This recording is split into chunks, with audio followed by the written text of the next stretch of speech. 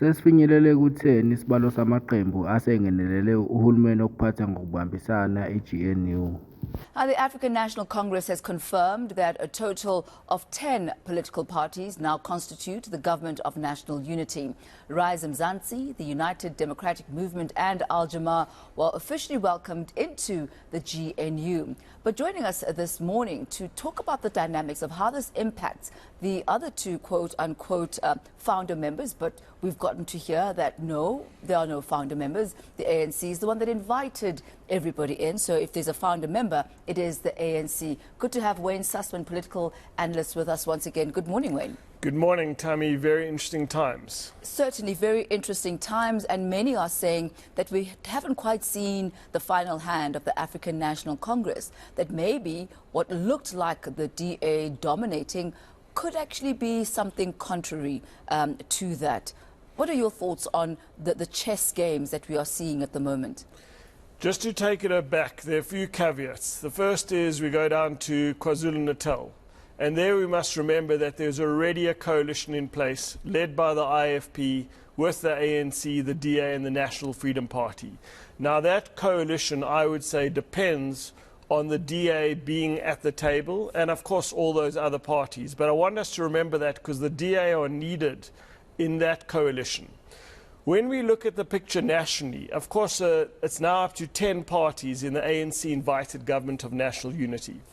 Without the Democratic Alliance, the ANC gets to 200 out of 400 seats, and they could probably easily get another party to join to take it up to 11. And then they really do not need the Democratic Alliance. But the big elephant in the room is right here in Gauteng, because the ANC cannot govern Gauteng without the Democratic Alliance. Kuhlehlile ukumenyezelwa kwekhabhinethi ekade kulindeleke ukuthi kwenziwe umongameli uCyril Ramaphosa. Lokho kubange ukuthi umnumzane uPanyaza Lesufi akuhlehlise ukumenyezelwa kwekhabhinethi laseGoli. Let's get a latest update of what's happening in the Gauteng legislature. Gauteng Premier Panyaza Lesufi says he postponed a briefing to announcing his executive because negotiations require more time. We were expecting him to make that announcement earlier on today. Action SA's Funzi Ngobeni joins us now for more reaction. Funzi, good to have you and thank you very much for your time. Is the GPU falling apart? Give us an update. What's the latest? We're hearing President Cyril Ramaphosa could have intervened and said to the Premier, you need to share positions. We're hearing Solim Simang could have told his caucus, unless we agree on a proportional representation, deduction of portfolios depending on who's joining the GNU, so portfolio allocation, decision-making and so on and so forth. We are at a deadlock. Yeah, good evening, Tabo, and good evening to your viewers as well. It looks like we have a problem already with this grand coalition of the ANC and the DA. It looks like we're going to have a very long 5 years if they are going to start in this particular way.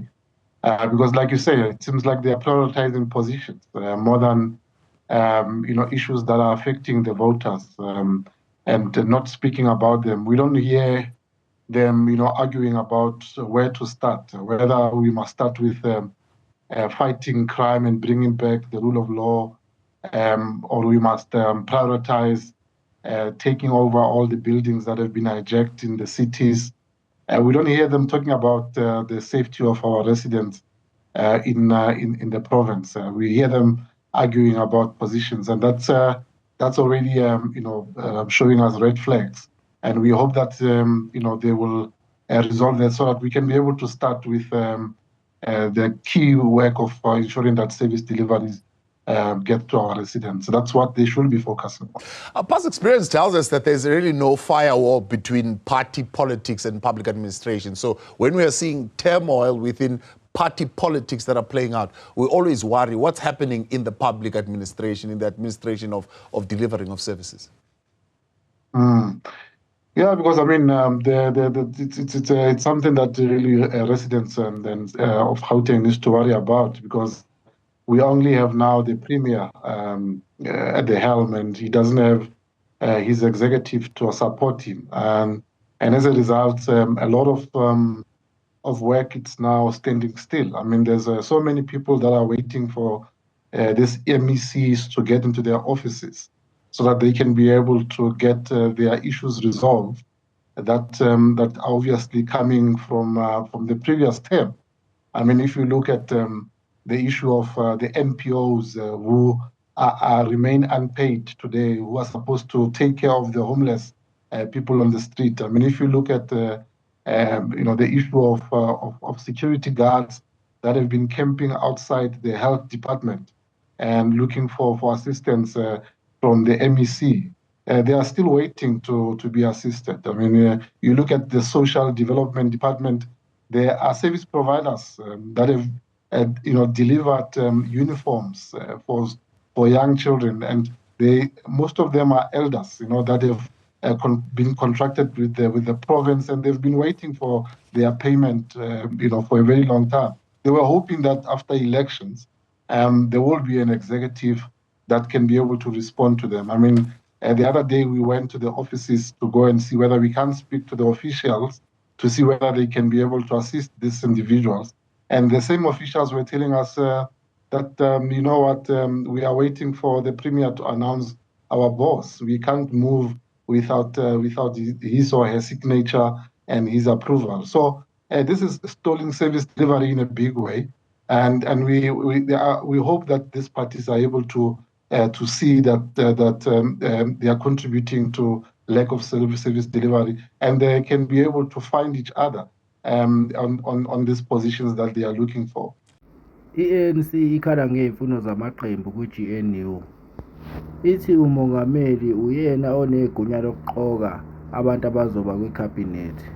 ANC says it's concerned by some parties making outlandish demands for cabinet positions through the media. It maintains that the president has the final say on who he appoints. Zianda Ngcobo is following these developments for us, and she joins us in studio right now. Zianda, good evening to you. So that statement coming from the African National Congress this afternoon, exactly what is the bone of contention here? What is the ANC accusing these parties of, and are they brave enough to name and shame? They don't name them in the statement, Goli, but I'm willing to put my head on the block to say that they're speaking in particular to the Democratic Alliance. I mean, we've seen the reports that it would seem that the clashes are in the main with the Democratic Alliance in terms of the number of cabinet posts that must be allocated. The DA is arguing that there needs to be proportional representation. And the ANC is basically, it's very interesting that the ANC says it's an ANC-led GNU. So they've been very emphatic, to speak about that. And then they go on to outline the principles that the president will follow in constituting his cabinet. And they emphasize the fact that this cabinet, amongst other things, to have an inclusive approach, it deals not only with the executive, but also with parliament in terms of the allocation of positions. Now, there's now been a letter that has been circulating on social media, Goli, that was sent by Helen Ziller to the African National Congress's Fikile Mbalula, which is what I believe is probably what is motivating the statement by the ANC, which basically gives them a list, gives the ANC a list of portfolios that they believe the DA should be allocated, and I'll read them out for you. Ministry of Mineral Resources and Energy, Ministry of Transport with Transnet reallocated to this portfolio, Ministry of Trade and Industry and Competition.